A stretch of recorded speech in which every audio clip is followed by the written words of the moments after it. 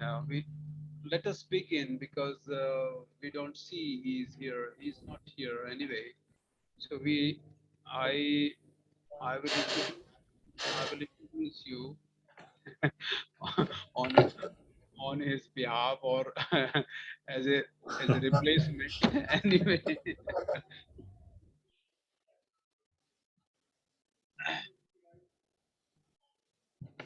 well,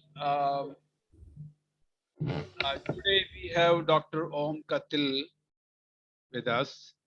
Whether I'm pronouncing your name correctly or not, I don't know. Please correct me later on. Dr. Om is mm, the faculty member at the College of Natural Resources. This is in Thimphu, Bhutan, which is the College of Royal University of Bhutan. And I think Bhutan has only one university, which is Royal University of Bhutan. And this is also recently declared, I think. So Dr. Om is having 15 years experience of teaching and research. I remember we had met in 2013 in Thailand, okay? Right? Yeah, that's right.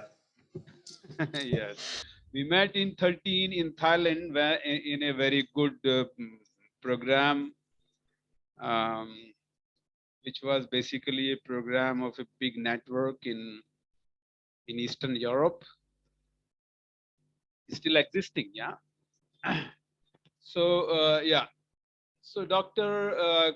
Om has been the expert of natural resource management, especially in the mountain areas, Himalayan mountains. He has the interventions in the climate change, vulnerability and adaptation, watershed management, and other aspects of environmental conservation. So he used to be very active. I mean, he had his own platform, Youth Encounter on Sustainability. No, no, no, no. That was different. I used to be subscribing that group in the Facebook. Yeah. What was the name of your group? Something Himalayas, you know. No, but I think that was my first association with youth encounter and sustainability. It was from Zurich University in Switzerland. Yeah. Okay, okay, okay. But I think okay, right. So he used to be associated with Asian Institute of Technology, which is based in Bangkok. It's a very premier institution in the Asia region. Yeah, and very interestingly, he very well known network in the South Asia is called SENDI, South Asia Network for the Development and Environmental Economics. So I recognize this group is very well known. You know, is now funded by lot many donors, and you used to be associated with. So, okay, great. So Dr. Om Katel will hold this lecture today, which is the climate change and its impact in the Himalayas. So he will show us how this phenomena of the climate change is affecting the Himalayan ecosystems as well as the communities. So I invite him. If I have missed something, I mean, of course, I would have missed many things about you. So you may please something, if it is important, you please add when you start. So come and then take over this, please.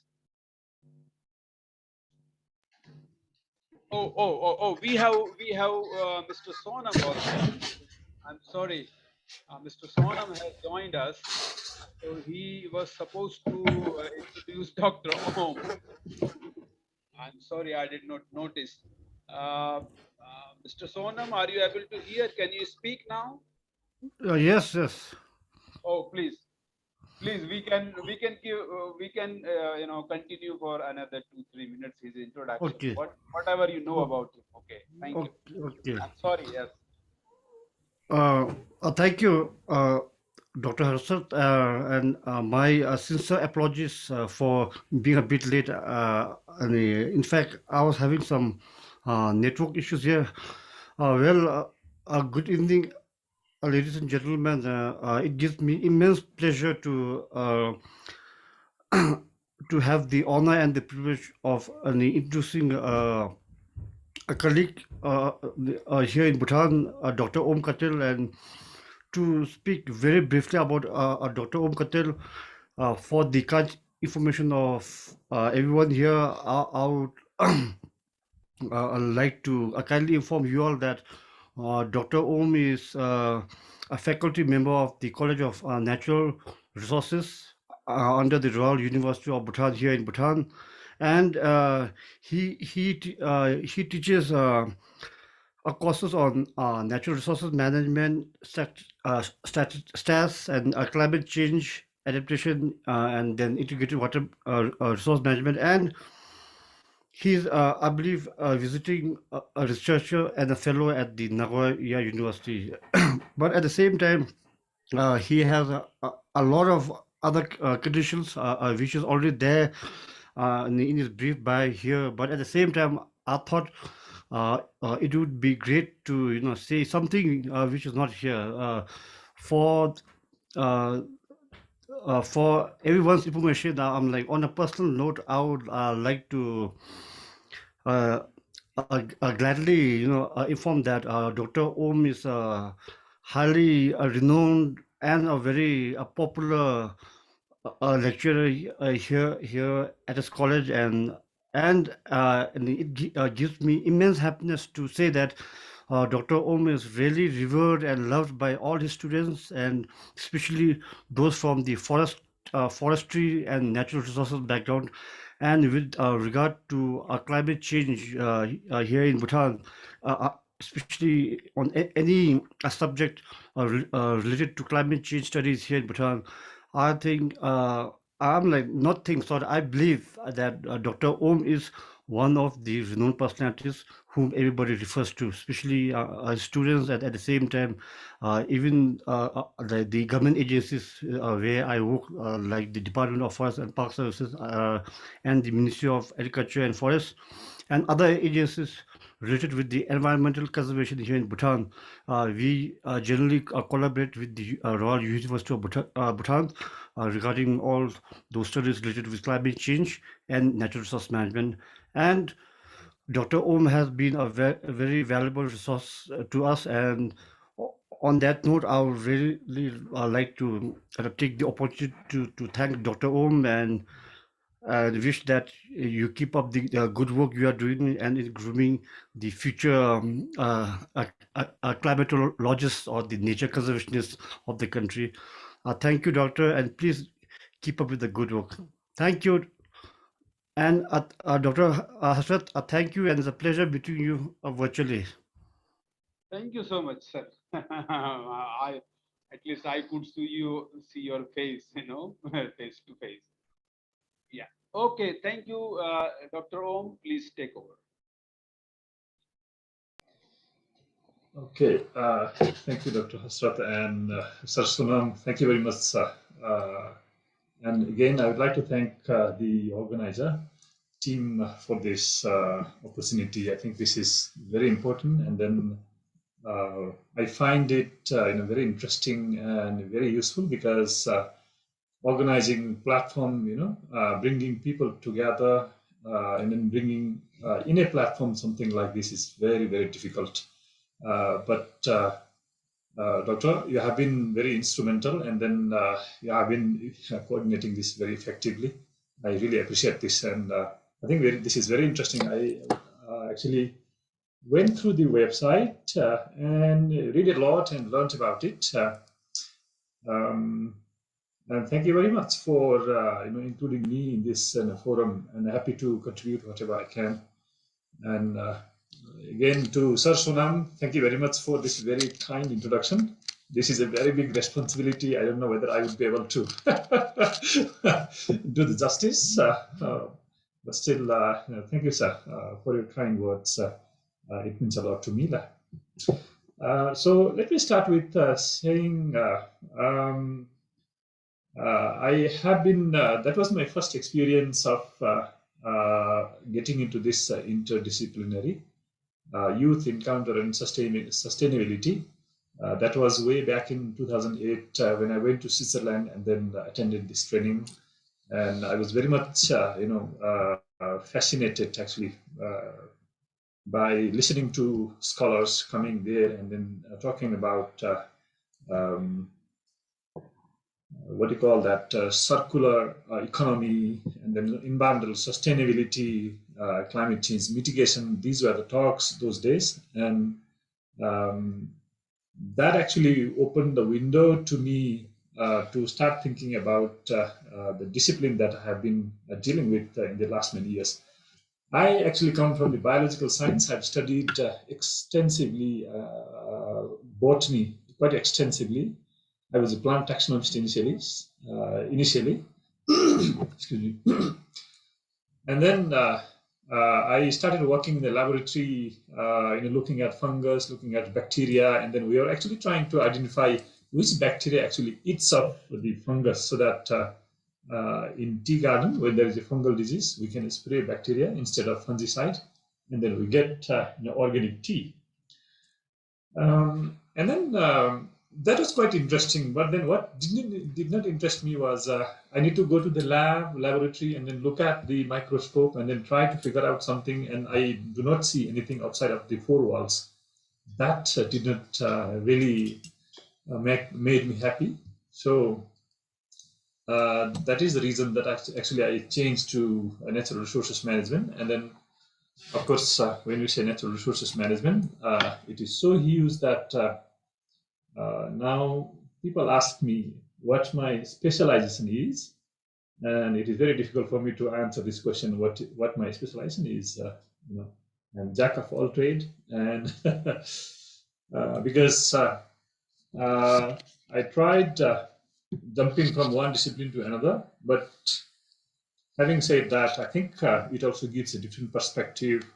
We can understand many different connections from one discipline to another, and then we need to actually look at from different perspective. When we think about sustainability, it is not about one discipline, it is not about one people, it is not about the one category, one location. I think it is about different locations, different communities, gender, social equity, whatever we call it. So I think these are very important. And then in this context, when you look at issue of climate change, environmental sustainability, we really need to understand the cultural, the social, ecological, and then economic perspective from different contexts. And initially, before I got in touch with this grassroots institute, I think it was the Himalayan University Consortium that my university is a member to it. And through this member, I think somehow secretariat from that HUC, Himalayan University Consortium, got in contact with the Dr. Hasrat, and then that's how that link actually brings me here to this platform. So I'm very much pleased to be here, and then I'll share some of the work that we have been doing, and then some of the bit of finding. So in this lecture, what I have done is I did not make it really technical. It is not a very much academic. So please feel free to note it down and then ask me a question. If I know, I would answer it. If I do not, then I will get back to some other people who knows it, and then I'll answer the questions. So this is the university that, let me just upload this, give me a minute. Presentations now here, okay. I hope it is visible.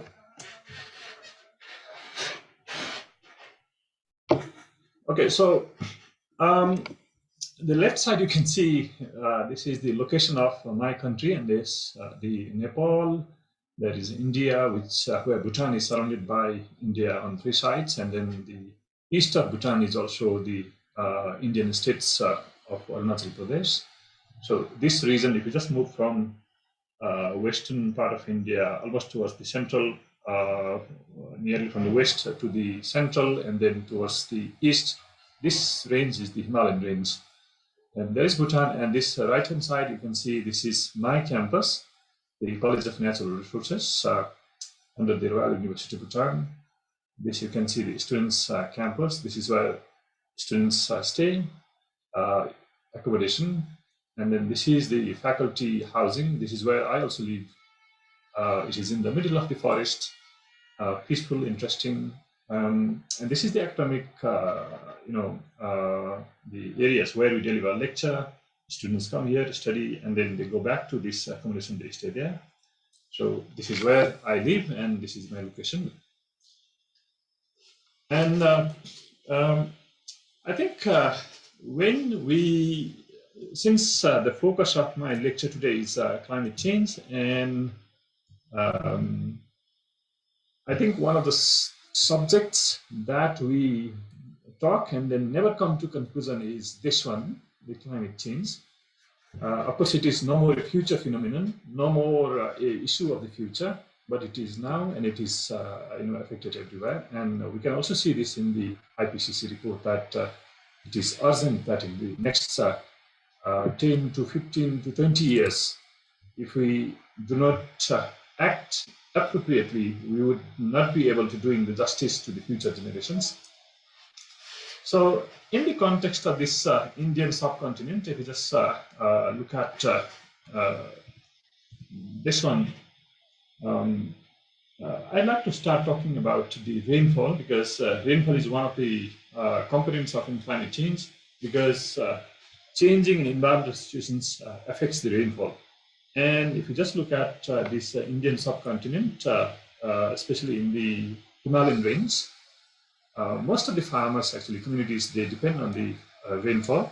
Rainfall recharge, and then they get spring water. They use the spring water for farming. They use the spring water for drinking. They use the spring water for household purposes, some other thing than drinking.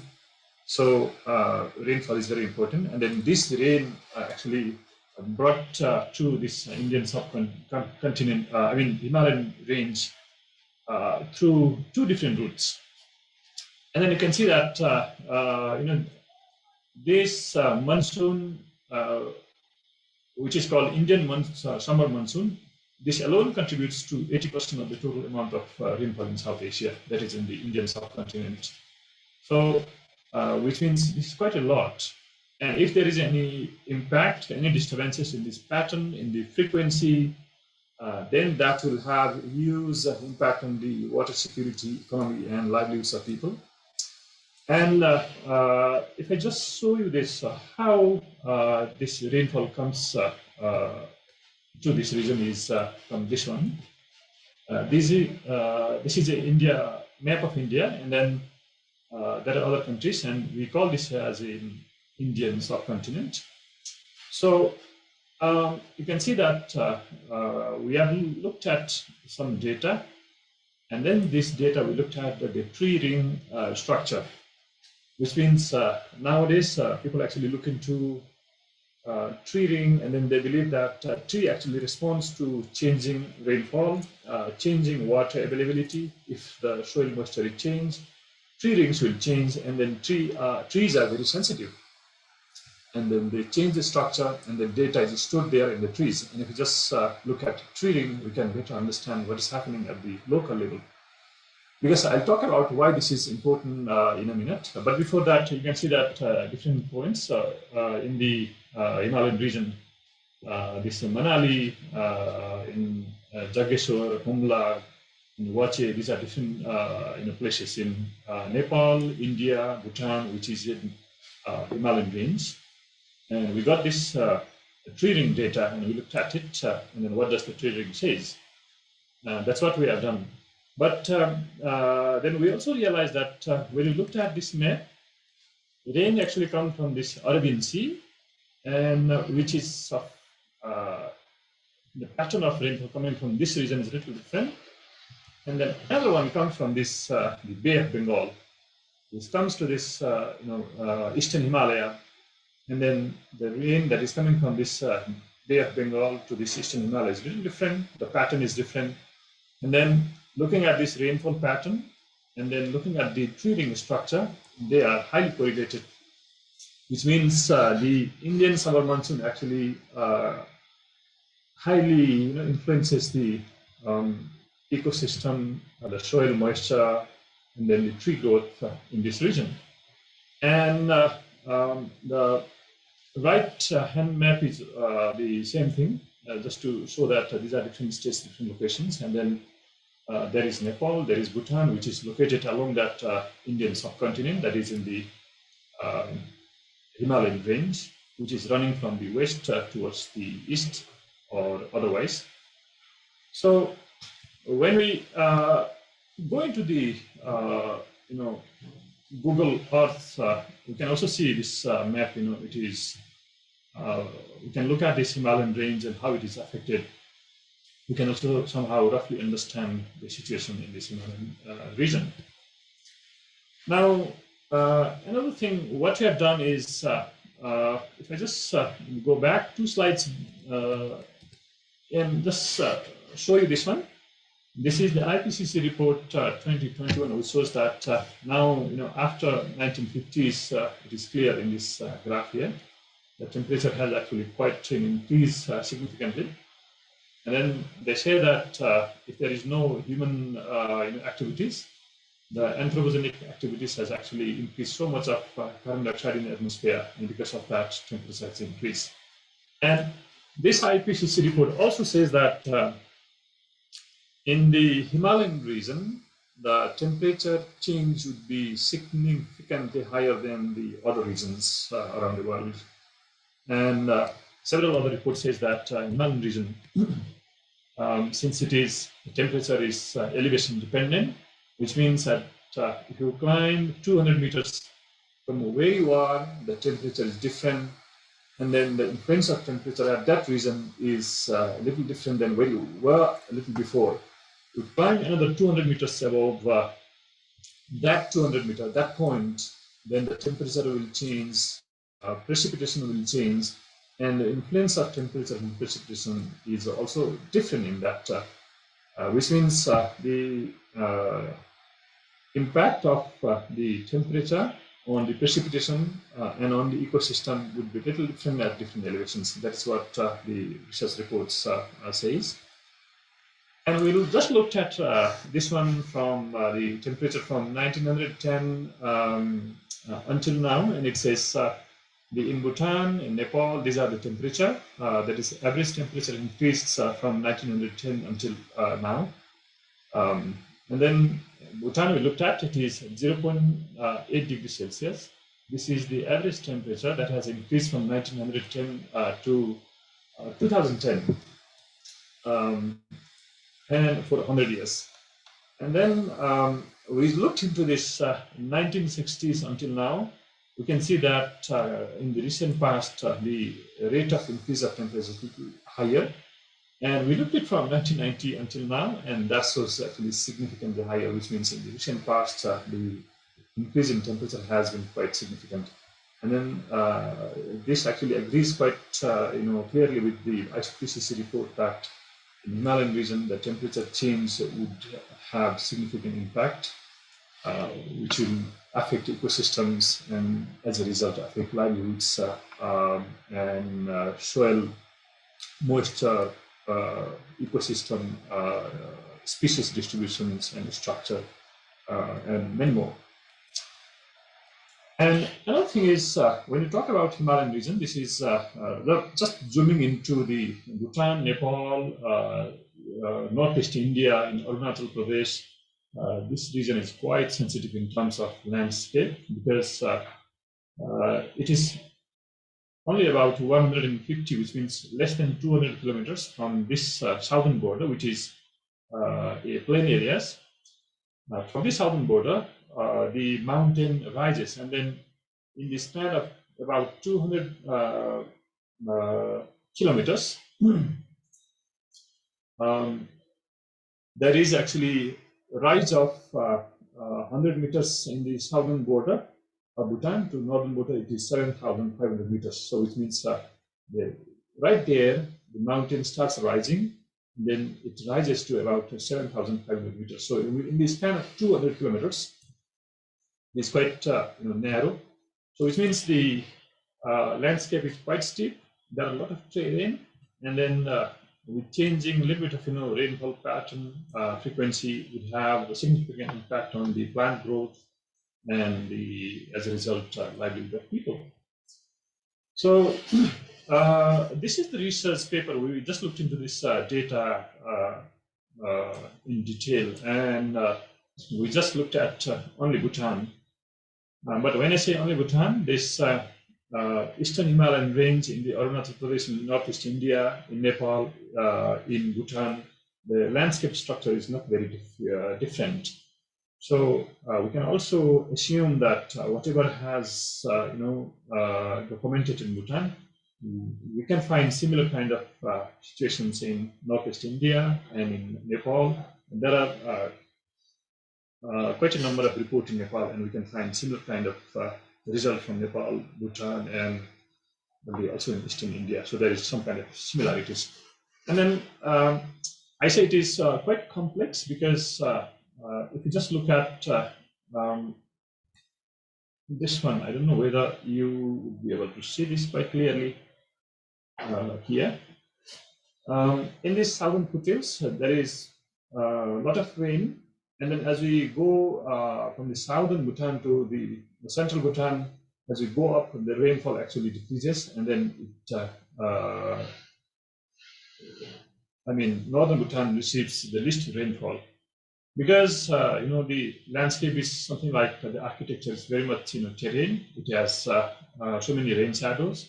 So windward side and then leeward side. That's what people call at different locations. So in some places it is quite hot, and it doesn't receive so much of rainfall. Even it is in the inside of this mountain, and then because of that. One of the professors has defined this region as inner Himalayas, which means there are Himalayas inside the Himalaya where they are leeward side, doesn't receive much rainfall, they remain dry. Some of the areas it receives a lot of rain, and then there is a lot of erosion, landslides, and there's a lot of quite a risk in summer seasons in these areas. So it is in terms of the elevation, in terms of the landscape architecture. In Bhutan, it is quite complex. And when I say Bhutan, in Eastern Himalayas, it is quite complex actually, because it is similar in landscape in part of, at least in the Eastern Nepal, and then in the Northeast India, in the Arunachal Pradesh in India. So, yeah. We got this the data from our 23 stations actually. So some of the stations we couldn't use the data, and based on this data and remote sensing images, we just looked at this 100 years of data. Of course, Bhutan doesn't have 100 years of data.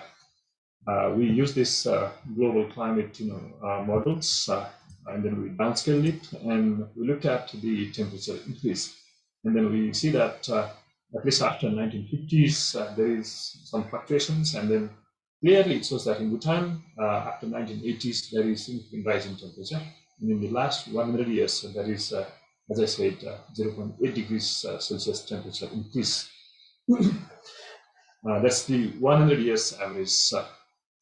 Now, if you just look at this slide, the different projections, and then it is very interesting to look at mean annual temperature, mean summer temperature, mean winter temperature, and annual precipitation. All of these are actually shows there will be increase at least until 2069. That is the projections, and for this projection, it is quite actually alarming to look at the 2.8 degrees Celsius, because when we say 2040 is maybe less than 18 years from now, and 18 years is not a long time to actually see the impact of the change in ecosystems when there is 1 degree change in temperature.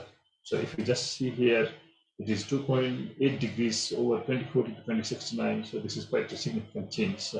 So people living in the Himalayan region with increase by this much degree Celsius temperature. I think this says all about what our future holds actually. So, and then again, winter mean total precipitation, if you just look at last one, that actually decreases by 5 millimeter per season from 1980 to 2069. So what this also tells us is that in future, there would be less rainfall when there is no rainfall. Like rainfall, we receive relatively less rainfall.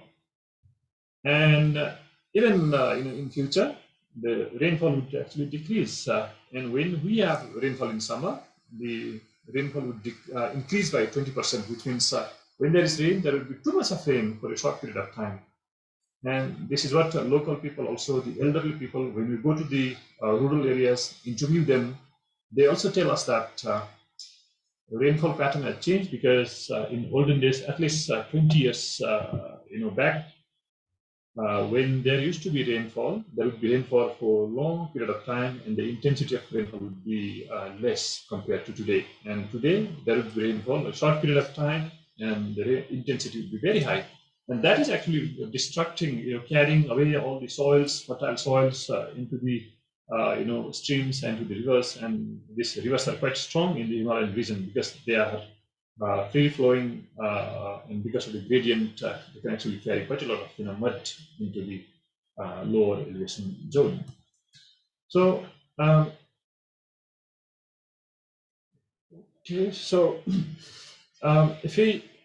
if I just show you this the structure regarding the forest structure, because when you talk about climate change, the forest composition, species composition, and structure is very important. And as you can see that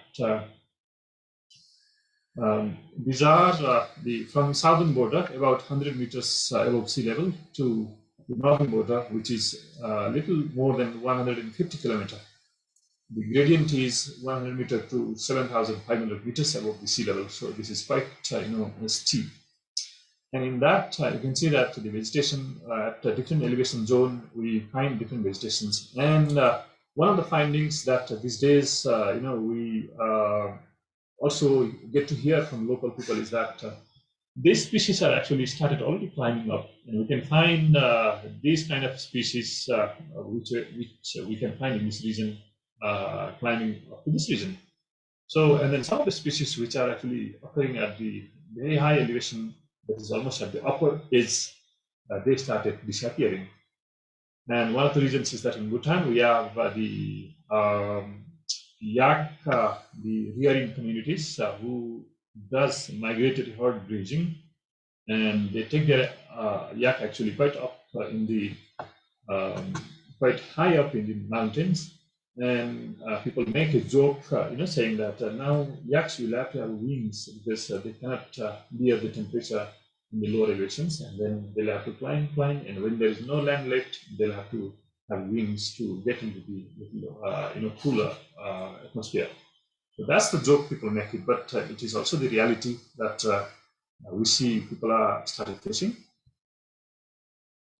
Okay, yeah, and then we looked into this land cover change, and then what this land cover change also says is the snow glaciers. If you just look at 1996, 2010, and 2017, in 1996, they found this the percentage of glaciers was 23.8, about 24%, decreased to 15 in 2010, and to about 12 in 2017.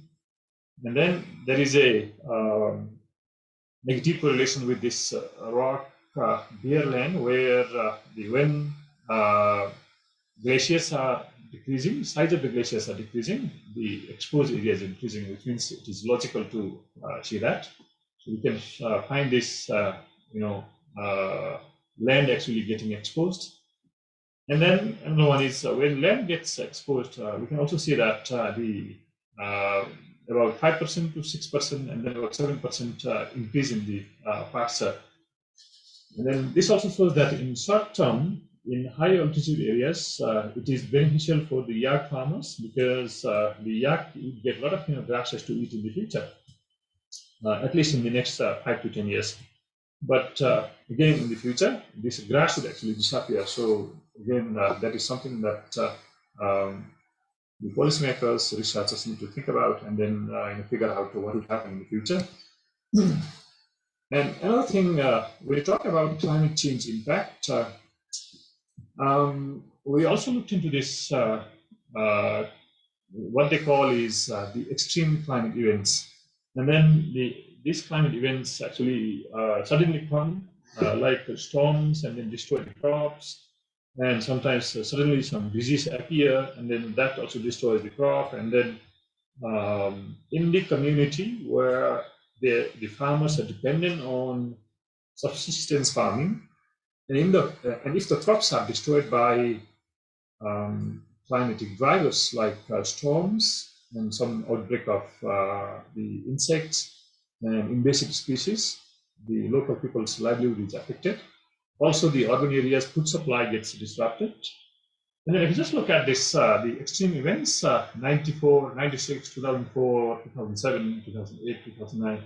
And now, I just looked at this events after 2013 yesterday, and then there was like 3-4 events in 2019, 2018, 2020. So the frequencies of these extreme events has significantly increased from the last many years.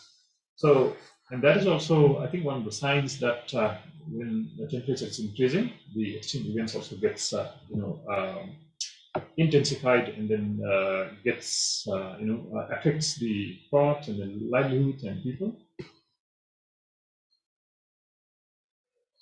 Okay, and then I just would like to show this picture of the recent, I think it was the 2019 picture, and the crops got destroyed by the storms. Like in the right side, you can see the communities who also does some kind of little bit of the highland farming in the mountain slopes where they have limited land, and in that they would just cultivate some corn, some other crops, rice fields, something like this. But then in these valleys, what happens is the storms comes and then destroy. And another thing we have been actually observing quite frequently in Bhutan is also that the wildlife appearing more frequently than before. And then there is wildlife human conflict.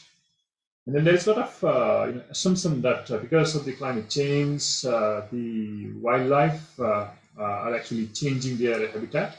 They are trying to move from one habitat to the other. So in that process, they're actually getting encroached into the human areas. So that's how the human-wildlife conflict has been increasing. But we need to do quite a lot of research on this one and figure out what is actually happening. And I think until now, there is no data, hard data to show that human-wildlife conflict is happening because of the climate change in Bhutan. But we cannot also overrule that it doesn't happen. So this is one area that we need to look at. So why this? Let me talk about why this climate change issues is very important for this reason, and not only to Bhutan, to Nepal, to eastern India, eastern parts of India, and to Bhutan. Because when you go into the literature, there are quite a lot of the mitigation literature we can find, and then also there are projections of future climate conditions. There are some literature we can find. They talk about that, but what's missing is what's actually happening in the ground, and that is where we are trying to encourage our colleagues to actually look into the climate change impact, collecting this tree ring data, and then using tree ring data, because tree collects data. We don't need to invest anything, any equipment, any instrument to collect this information. Trees already have it, and they can store it for hundreds of years. And then the only thing we need is the equipment to actually core it, and then get this information from tree, and then put it into the digital structure, so that we can understand, analyze, and understand. So, and in this region, this observation is missing.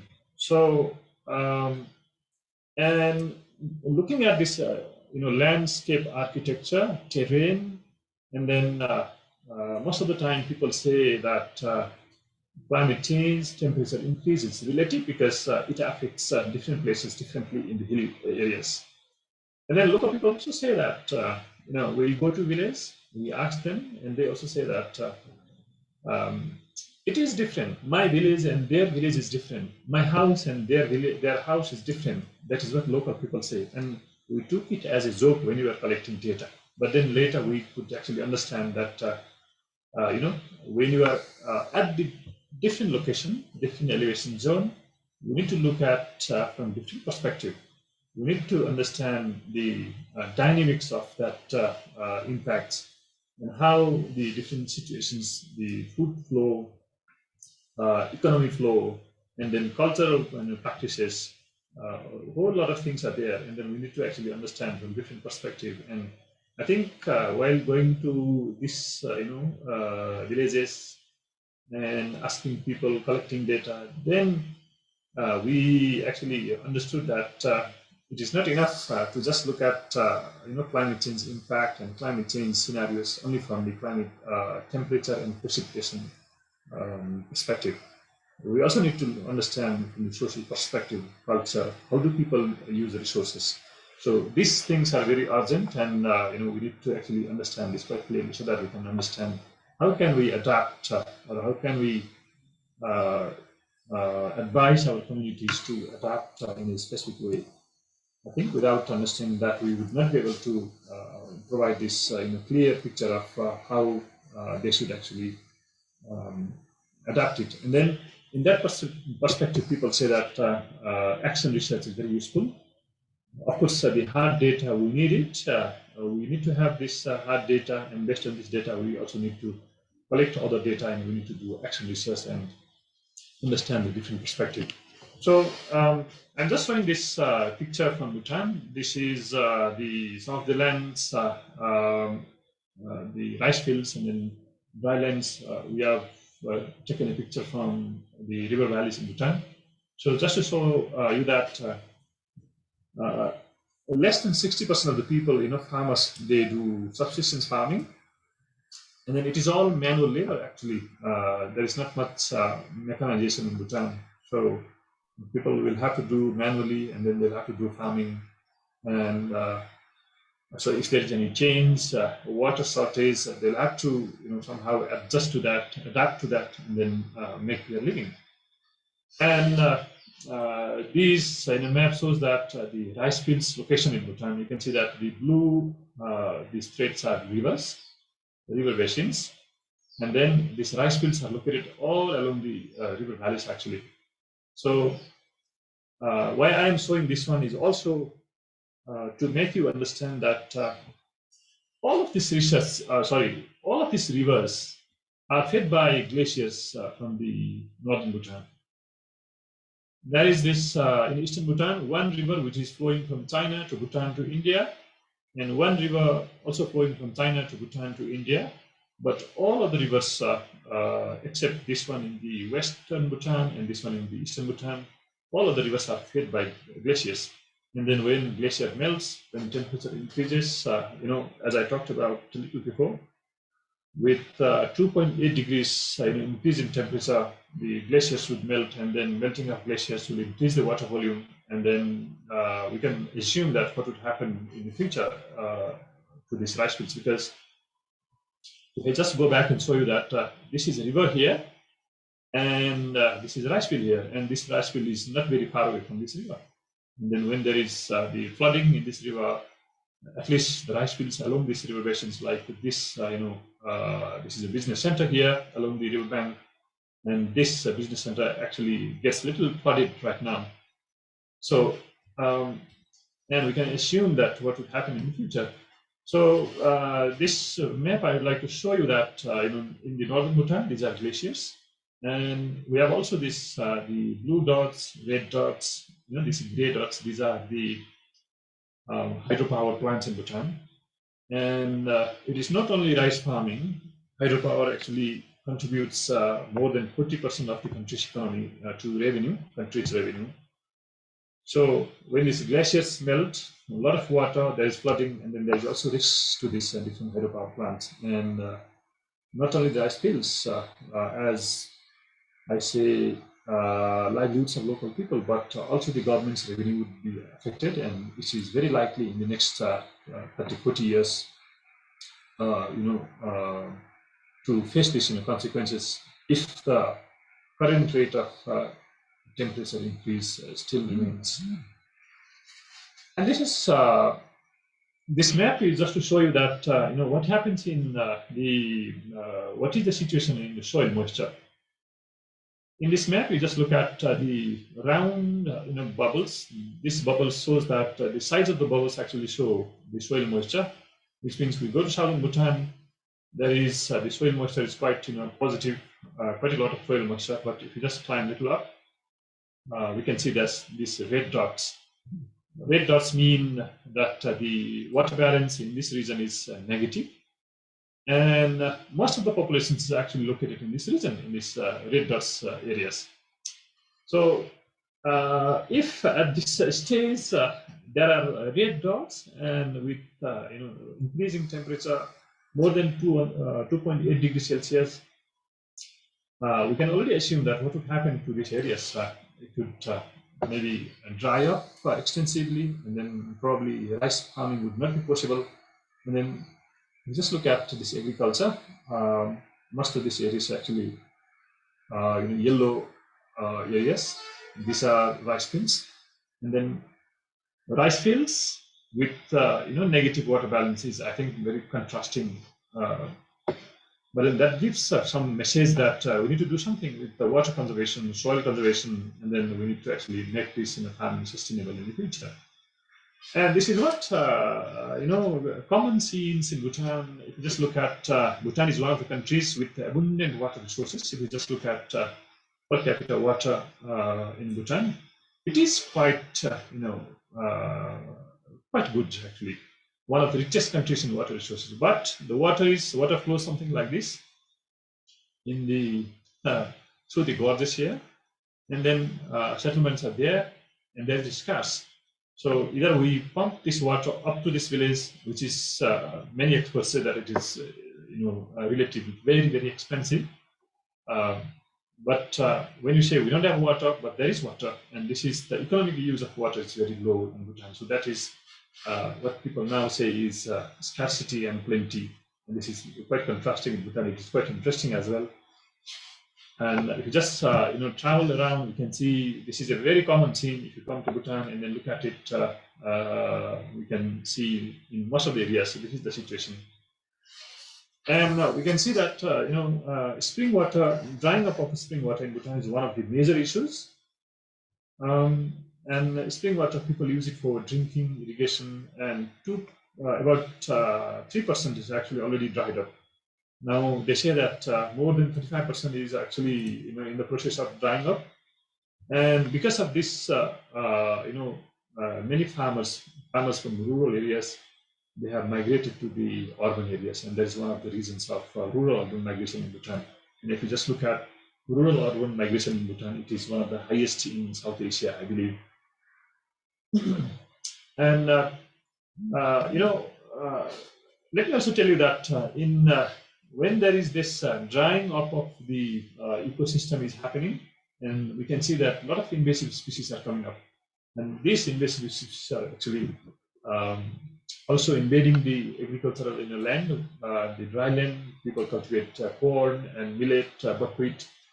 Nowadays, one of the complaints that farmers make is presence of invasive species, which they have not been able to get rid of.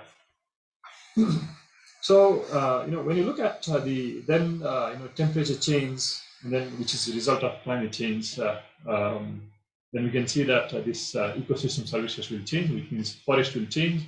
When forest changes, the foods, the products that the forest provide will change, and then losing forest will enhance the loss of livelihoods of local people, because a significant number of people in Bhutan, actually in Northeast India and in Nepal, depend on the various ecosystem services for food, for shelter, for medicine. This is a common scenes in this region actually. So how do we prepare for this one in the future? I think This has been very discussed for many years for now. I think it is still the discussion, hoping for the better result in the future. So another thing I'd like to just show you that is, of course, I do not have the recent data on forest fire incidences in Bhutan. And this is one of the common scenes as well. With increasing temperature, you can also see increasing incidences of forest fire in Bhutan.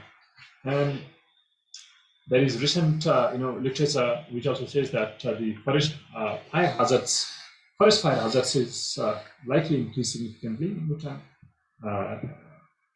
in the next 10 to 20 years. And that is actually quite interesting because Bhutan currently has more than 70% of forest cover. But then the forests are actually in the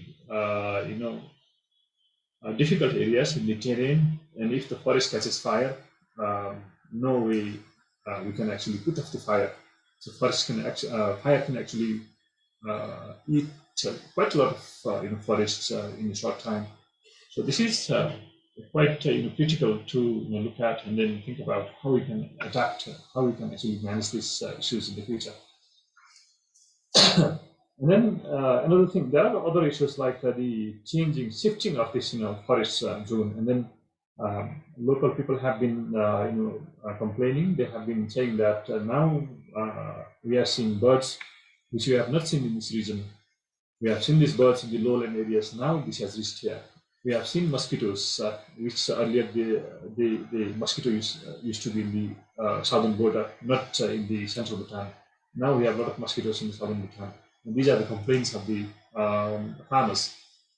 And then the Department of Forest also has this data on changing flowering time of different plant species. They used to flower little later. Now the flowering time of different plant species has actually shifted backward. They started flowering quite early nowadays. And just this slide, I just would like to show you that at community level, what are the different the challenges they face, and then most of this is actually related to food security. And food security is a big issue in Bhutan, and the researchers and policymakers need to actually sit down, discuss this, and then figure out how to address this issue in the future. And then this food security is a quite tricky. So if you just look at this slide, we can see the labor shortage, crop damage, insufficient irrigation supply, pest and diseases, unproductive land, shortage of land, hailstorms, drought, excessive rainfall, landslide and soil erosion. Many of these issues are actually related to the extreme events of climate change. So, and these are actually sort of came up from the farmers, and then it has been documented.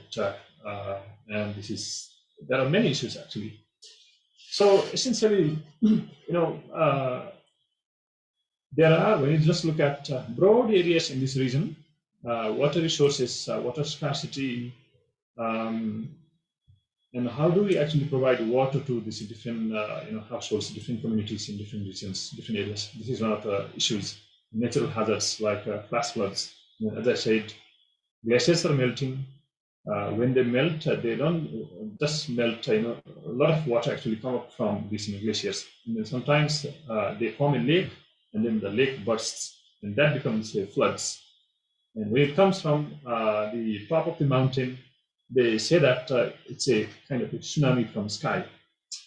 And this is quite interesting because when it flows down, it flows with the force, and then with the gravity, it can actually eat away quite a lot of land along the river basin.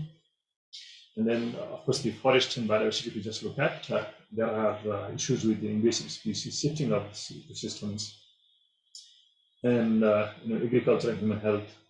This one is very interesting because now farmers are saying that the input cost to farming crops is always higher, and when they get food grains, the food, the grains that is they get is always lesser than what they have input. So in terms of some of the economists, they are saying that the cost of production is always negative in most parts of the time. So this is quite a critical to look at. And I think now the government's effort is to how do we encourage farmers to produce more? How do we make Bhutan? At the same time, government has this also what do you call that? The campaign of making Bhutan organic country by 2030, and then it is quite contrasting actually. Climate changes there affecting. Our lands are getting dried up, our water is getting dried up, and then government is also pressing for organic farming. But in terms of environmental sustainability, that is quite a good, to my opinion, it is a good approach, because if farmers use chemical fertilizer in the context of changing climate, where soil moisture is already decreased, and if they apply chemical fertilizer, that would have been disaster.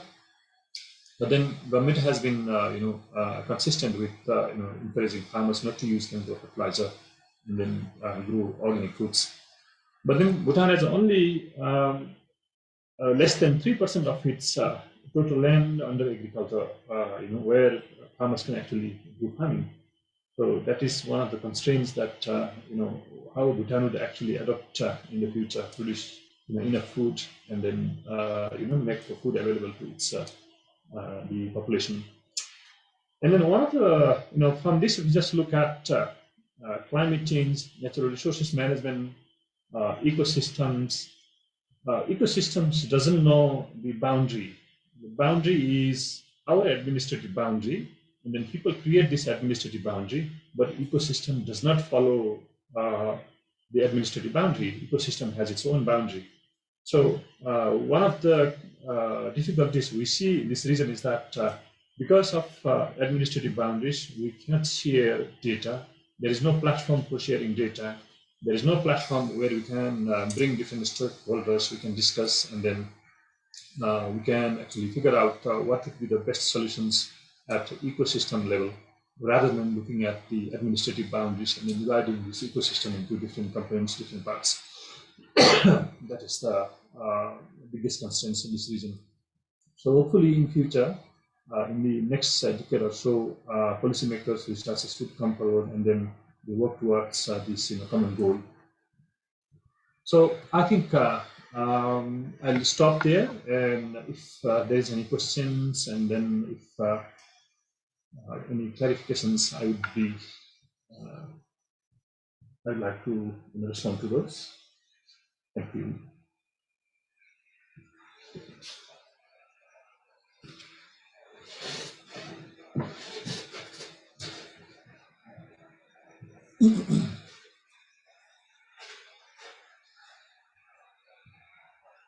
So with this, maybe I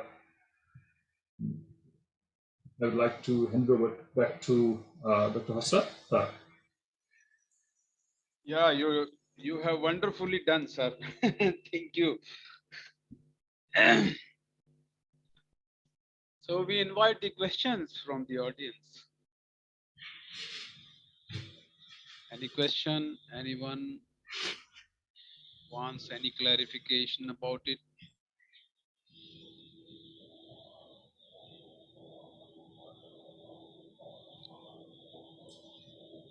Just for the knowledge, Bhutan is the happy country. it is what is that called? Happiness index. Yeah, they say gross national happiness, GNH, so it is the happiness index. It was invented in Bhutan, isn't it? Where? Yeah, I think one of the, when I go around and then present this a little bit on the happiness, I'm not the happiness expert, but when I present it, people ask this question of, okay, Bhutan is a happy country with limited resources. Are you trying to, how are you trying to actually, adapt to the changing climate? That's what one of the questions I face almost all the time. Yeah. And I do not have this answer, but I think sometimes people misunderstand by saying happiness, that happiness concepts actually encourages people to um, not to become a monk, go into the cave and then pray, just like that, but just to think about what is the sustainability, what is the link of ecosystems to human beings, human needs. When we use something, some resources, and how does that actually affects the ecosystems? And in order to uh, make this ecosystem sustainable, how do we actually make a decision that how much we should use, rather than becoming a ambitious, money-making, money-minded person? How do we actually maximize the utilization of these resources at its best? So if we cut down some trees, maybe we need some to plant some trees as well. So in that way, we can make it sustainable. So I think that is the concept they actually initially thought of, implementing. And but sometimes people misunderstand, saying that looking into happiness, searching for going to it also means that you forgo so many things. But the fundamental needs of the people, I think, what we need to think about is how can we make these resources sustainable? How can we use these resources at its best? I think that's the fundamental, the principles that Yeah, governs this happiness. yes, I believe the whatever the explanation you have just made, I think this is the most appropriate explanation for defining the happiness. Happiness is not Right. something which can be obtained or which can be attained through the material. So Exactly. material can never bring the happiness. It rather spoils the happiness. So it's wonderful, and I think the Bhutan really is a wonderful country, and personally, I recommend that Bhutan must be visited by every human on the earth in his or her lifetime, because this is really a miracle country, I should say. And one more thing I like to add here is that as my one friend is in the Ministry of Agriculture in Bhutan, she was with me in Sweden for a month. For a month, so we were doing one course program of this Swedish International Development Agency. She is in the Ministry of Agriculture. According to her information, she has been floating often and then, and I used to be reading about it. The Bhutan has been declared the organic country for the food production, I guess. I'm not officially confirmed about it, but like Uh, Sikkim is the state in India which is officially declared organic food production state. The same pattern Bhutan is as a country. uh, Yes, uh, officially I'm not. Yeah, Mr. Sonam will will enlighten on this. Yes. Right. uh, Thank you, Dr. Hazrat. I think officially, I think Bhutan has not yet declared like itself as a organic country, but yes, the vision is there uh, to be an organic, 100% organic country one day. But I think like as of now, I think because of some technical difficulties in really, like achieving all the required uh, like criteria to be a totally 100% organic, because I Yeah. think like especially like in our agriculture especially, I think a few inputs are not are totally organic. So I think Yes, the vision is there, but we are yet to declare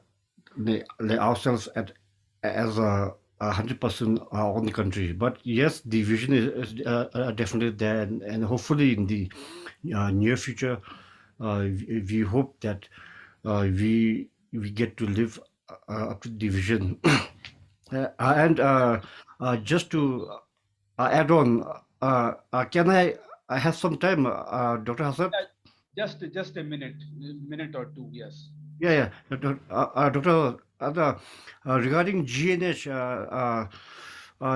just to inform you, this was a term coined by our beloved fourth king, who's already retired. So he coined this term in the early 1970s, and I think by then he was a young king, but he was far-sighted enough to realize that for Bhutan, I believe, His Majesty declared that for Bhutan, a small Himalayan kingdom, gross national happiness is more important than gross domestic product. And now, with the present COVID pandemic and the disruption of the whole the economy and all the market chain, I think this I think seems more relevant now, especially for me, because I believe that the economic model, I think, is not sustainable actually, because it is very prone to disruptions, as you know, like in economic depression in the past, and now with the COVID pandemic. So what I personally believe is that the current economic model, which the world uses, I think is not sustainable and it is not resilient. And I think, of course, now all the great thinkers and the economists are thinking. I'm sure we must have to think of another economic model, which is more resilient, more sustainable, and more environment friendly. Because, like, unless we now, with the impeding climate change, if we do not take environmental conservation very seriously along the the economic lines, then I think just one model, just the economic model, I think is not going to be sustainable, because it is going to be highly volatile and it is not at all resilient. And this is what the COVID-19 pandemic has just shown us. And I think it's high time the world leaders, I think, learn. Learn very important lessons from this pandemic, when we try to build back better. But I believe that it should be better, yes, definitely. But at the same time, it should be greener and more sustainable. Thank you. Yeah. Thank you very much. So this really nice to hear your views. Thank you again. So if anyone from our our colleagues who are attending this lecture, if you want to say something, anyone wants to say something, please come forward, speak something. Okay, this is the last chance.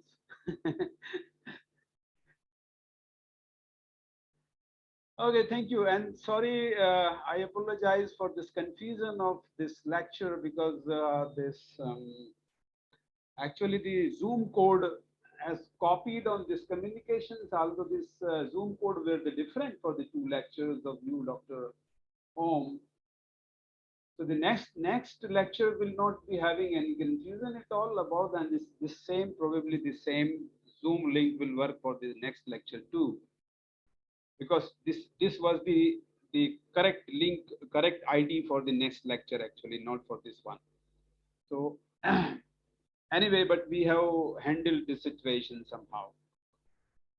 So next time it will not happen. This is the first time which has happened like this. So okay, thank you. We have learned about the Bhutan. Probably otherwise, other than this platform, it would not be easy. Not, I should not say easy, but it is really any opportunity comes when we can know about such countries.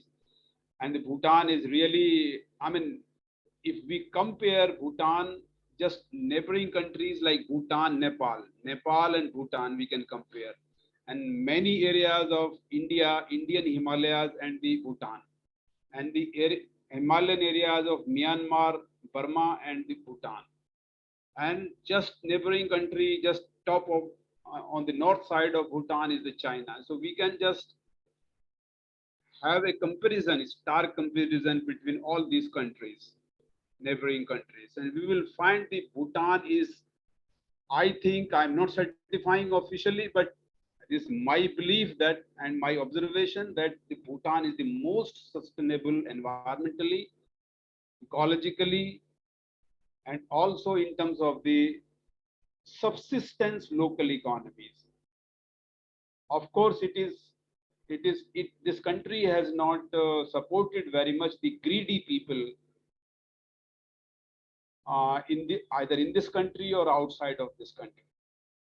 I heard long ago that whenever there is a new policy to be adopted in Bhutan, the king, His Majesty King of Bhutan, or even now, I don't know the status of the parliamentary democracy now, but there was a culture when the new policy has to be first, the parliamentarians had to go in different parts of the world to just to study whether the similar policies has been working in those countries or not, and how they have been facing the problems.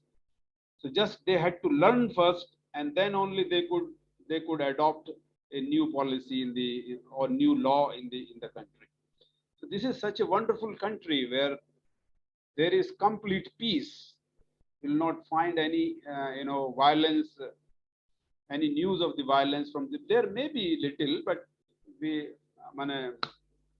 from the global perspective you don't find such kind of the news. Oh, okay, thank you very much for bringing this perspective today of Bhutan and the knowledge and your perspectives on the climate change and how it is happening in this particular part of the world.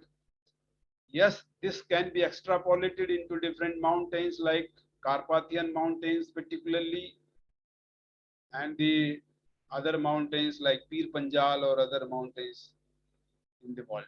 Thank you very much. Now we officially close this session and we'll meet again. Thank you. Thank you. Mr. Thank you, sir. Bye bye. Om Katel. Thank you very much. Bye.